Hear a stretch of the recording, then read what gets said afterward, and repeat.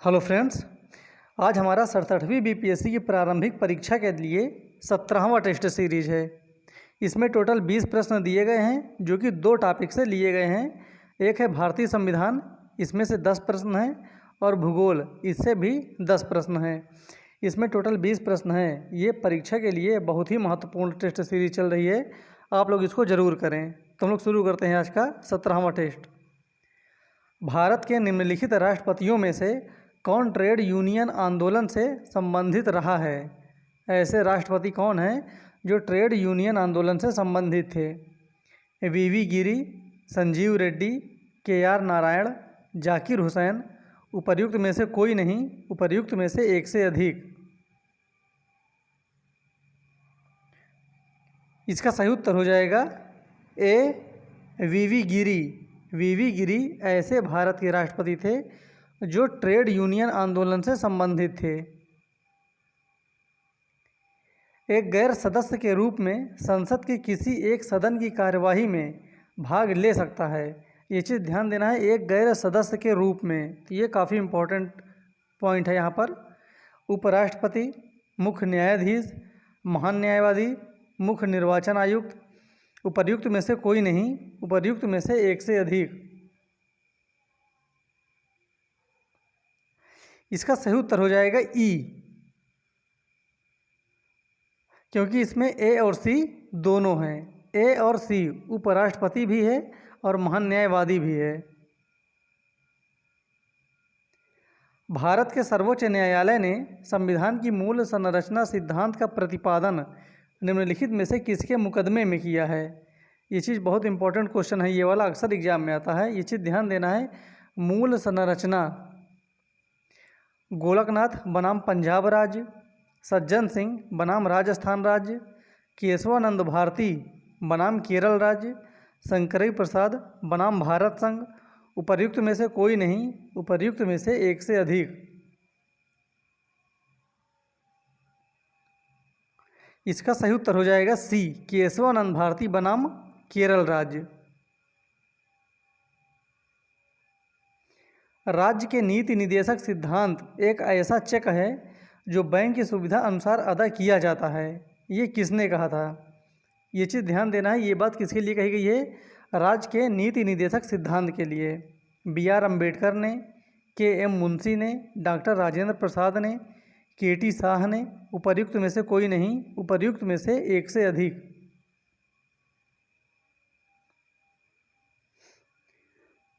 इसका सही उत्तर हो जाएगा डी, के.टी. शाह के द्वारा ये बात कही गई थी कि राज्य के नीति निर्देशक सिद्धांत एक ऐसा चेक है जो बैंक की सुविधा अनुसार अदा किया जाता है। भारत के प्रथम विधि अधिकारी के रूप में कौन जाना जाता है? जो भारत का पहला विधि अधिकारी है वो किसको माना जाता है? भारत का मुख्य न्यायाधीश, भारत का महानियंत्रक, भारत का महान न्यायवादी, विधि सचिव। उपर्युक्त में से कोई नहीं, उपर्युक्त में से एक से अधिक। बहुत ही इंपॉर्टेंट क्वेश्चन है, ये काफ़ी बार एग्जाम में आया है। इसका सही उत्तर हो जाएगा सी, भारत का महान न्यायवादी। जो भारत का महान न्यायवादी है ये भारत का प्रथम विधि अधिकारी होता है। निम्नलिखित में से कौन लोकसभा के सत्र का अवसान करने के लिए प्राधिकृत है? लोकसभा के सत्र का ये पॉइंट ध्यान देना है। लोकसभा का अध्यक्ष, महान न्यायवादी, संसद कार्य मंत्री, राष्ट्रपति। उपर्युक्त में से कोई नहीं, उपर्युक्त में से एक से अधिक।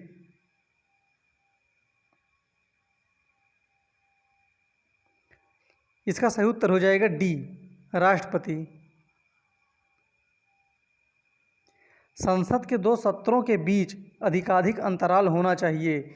देखिए, क्वेश्चन चाहे जैसे भी हो, चाहे सिंपल हो या कठिन हो, दोनों टाइप के क्वेश्चन आपको मिलेंगे और संपूर्ण क्वेश्चन इसमें आपको कवर किया जाएगा। एक भी प्रश्न आपसे छूटने नहीं पाएगा। तो संसद के दो सत्रों के बीच अधिकाधिक अंतराल कितना होना चाहिए?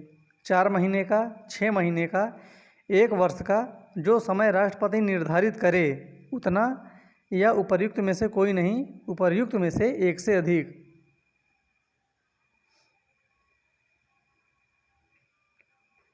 इसका सही उत्तर हो जाएगा बी, 6 महीने का। संसद के जो 2 सत्र होते हैं, 2 सत्रों के बीच अधिकाधिक अंतराल 6 महीने का होना चाहिए, इससे अधिक नहीं। राष्ट्रपति संसद का हिस्सा नहीं होता है, संसद का हिस्सा होता है, संसद का हिस्सा होता है और संसद में बैठता है, संसद में वोट दे सकता है। उपर्युक्त में से कोई नहीं, उपर्युक्त में से एक से अधिक। काफ़ी अच्छा क्वेश्चन है ये। इसका सही उत्तर हो जाएगा बी, संसद का हिस्सा होता है। सिर्फ यही होगा, संसद का हिस्सा होता है राष्ट्रपति। भारतीय संसद बनती है केवल लोकसभा से, लोकसभा और प्रधानमंत्री से, लोकसभा, राज्यसभा और प्रधानमंत्री से, लोकसभा, राज्यसभा और राष्ट्रपति से। उपर्युक्त में से कोई नहीं, उपर्युक्त में से एक से अधिक।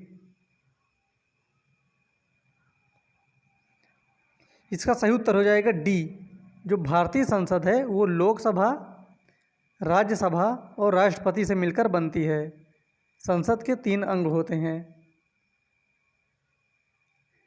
भारतीय संविधान के अनुच्छेद 162 के शीर्षक के संबंध में निम्न में से कौन सा सही है?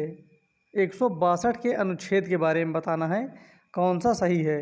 राज्य की कार्यपालिका शक्ति, राज्यपाल के कार्यालय के लिए शर्तें, राज्यपाल की पदावधि, राज्यपाल की कार्यपालिका शक्ति का विस्तार।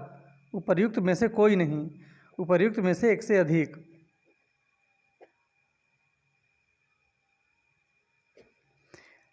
इसका सही उत्तर हो जाएगा डी, राज्य की कार्यपालिका शक्ति का विस्तार। इसके बारे में वर्णन किया गया है अनुच्छेद 162 में, और ये प्रश्न आ भी चुका है, इसलिए ये इम्पोर्टेंट है। खाना बदोश जनजाति के लोग सर्वाधिक किस क्षेत्र में पाए जाते हैं? अब आपको यहाँ से 10 प्रश्न भूगोल के मिलेंगे। देखिए, भूगोल के क्वेश्चन बहुत ही अच्छे होते हैं, अक्सर लोग इसको छोड़ दिया करते हैं क्योंकि लोगों का अधिकतर फोकस बीपीएससी में स्पेशल हिस्ट्री पर होता है या अन्य विषयों पर। इसलिए आप लोग भूगोल भी करते रहिए आराम से, एक भी प्रश्न छूटना नहीं चाहिए। खाना बदोश जनजाति के लोग सर्वाधिक किस क्षेत्र में पाए जाते हैं? गर्म नमी वाले क्षेत्र में, ठंडी नमी वाले क्षेत्र में, वर्षा वाले क्षेत्र में, शुष्क क्षेत्र में। उपर्युक्त में से कोई नहीं, उपर्युक्त में से एक से अधिक। जो खाना बदोश जनजाति है ये पाई जाती है शुष्क क्षेत्रों में। इसका सही उत्तर हो जाएगा डी। संसार का आर्द्रतम स्थान है। देखिए, इस टाइप के 2 क्वेश्चन हैं, बैक टू बैक आपको मिलेंगे, थोड़ा सा अंतर रहेगा। संसार का आर्द्रतम स्थान है, जो आर्द्रतम स्थान है वो बताना है। चेरापूंजी, मासिनराम, सिंगापुर, वायलिल। उपर्युक्त में से कोई नहीं, उपर्युक्त में से एक से अधिक। इसका सही उत्तर हो जाएगा बी, मासिनराम संसार का सबसे अधिक आर्द्रतम स्थान है। और देखिए यहाँ पर लिखा है विश्व का सबसे ठंडा स्थान, तो लोग कभी कभी कंफ्यूज भी होते हैं ठंडा में और आर्द्रता में, इसलिए दोनों क्वेश्चन को लगातार दे दिया गया है। विश्व का सबसे ठंडा स्थान है हैलीपैक्स, शिकागो, सियाचिन, बर्खोयांस्क। उपर्युक्त में से कोई नहीं, उपर्युक्त में से एक से अधिक।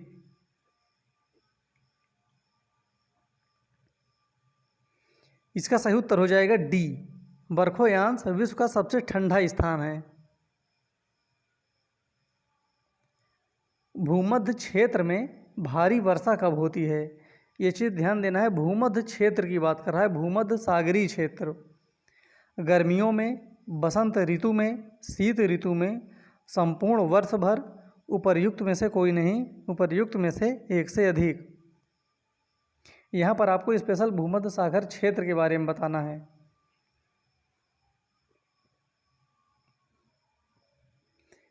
इसका सही उत्तर हो जाएगा सी, शीत ऋतु में भूमध्य सागर में सबसे अधिक वर्षा होती है। यहाँ पर ध्यान देना है, यहाँ पर कह रहा है भारी वर्षा।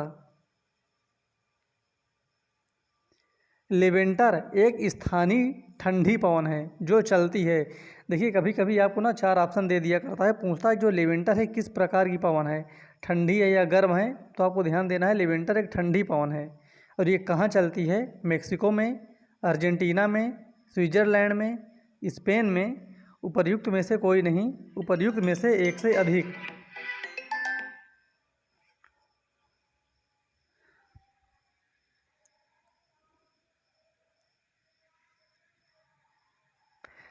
इसका सही उत्तर हो जाएगा डी, स्पेन में। लेवेंटर एक स्थानीय पवन है जो चलती है स्पेन में। लाल सागर एक उदाहरण है ज्वालामुखी घाटी का, अपरदित घाटी का, अच्छी द्रोणी का, यू आकार की घाटी का, उपर्युक्त में से कोई नहीं, उपर्युक्त में से एक से अधिक। देखिए इस क्वेश्चन को पोस्ट भी किया गया है, काफ़ी लोग इसका उत्तर गलत ही बता रहे हैं। सबसे अधिक लोग इसका उत्तर जो बता रहे हैं वो है अपरदित घाटी का, जो कि लाल सागर ये गलत हो जाएगा। जो लाल सागर ये अच्छी द्रोणी का उदाहरण है। इसका सही उत्तर हो जाएगा सी। निम्नलिखित में से किसको प्रातःकालीन शांति स्थल कहा जाता है? प्रातःकालीन शांति स्थल फिलीपींस को, जापान को, ताइवान को, कोरिया को, उपर्युक्त में से कोई नहीं, उपर्युक्त में से एक से अधिक। इसका सही उत्तर हो जाएगा डी, कोरिया को। निम्न में से अलास्का किस देश का हिस्सा है? Greenland, USA, Canada, United kingdom, उपर्युक्त में से कोई नहीं, उपर्युक्त में से एक से अधिक।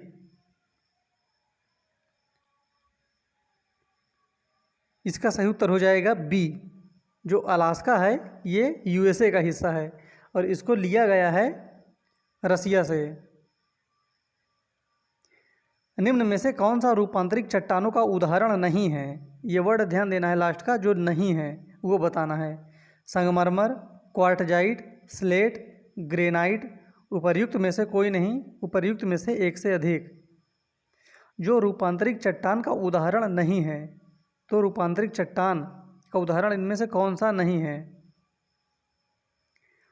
इसका सही उत्तर हो जाएगा डी, ग्रेनाइट। जो ग्रेनाइट होता है ये रूपांतरित चट्टान का उदाहरण नहीं है, बल्कि ये आग्नेय चट्टान का उदाहरण है, ग्रेनाइट। निम्नलिखित में से कौन सही सुमेलित नहीं है? चेन्नई भारत का सबसे गहरा पत्तन है। जो नहीं है वो बताना है। इसमें से एक ही नहीं है, बाकी तीन सही हैं।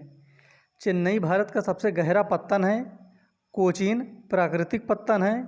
जवाहरलाल नेहरू पत्तन भारत का एकमात्र मशीनीकृत पत्तन है। कांडला ज्वारीय पत्तन है। उपर्युक्त में से कोई नहीं, उपर्युक्त में से एक से अधिक। इसका सही उत्तर हो जाएगा ए, चेन्नई भारत का सबसे गहरा पत्तन है, जो कि ये गलत है, क्योंकि जो भारत का सबसे गहरा पत्तन है वो है विशाखापट्टनम। लेकिन यूपी पीसीएस में जो एग्ज़ाम हुआ था उसमें ऑप्शन दिया था पारादीप, तो पारादीप उसमें सही था, क्योंकि ये वाला ऑप्शन उसमें नहीं दिया गया था। तो सबसे गहरा पत्तन है विशाखापट्टनम, इसके बाद है पारादीप। तो पहले नंबर पर विशाखापट्टनम, दूसरे नंबर पर पारादीप आता है गहराई के मामले में। तो इस प्रकार से आज हमारा 20 क्वेश्चन कंप्लीट हुआ। फिर मिलते हैं अगले वीडियो में, तब तक के लिए धन्यवाद। और किसी को कोई भी डाउट हो तो कमेंट बॉक्स में कमेंट करके पूछ सकता है।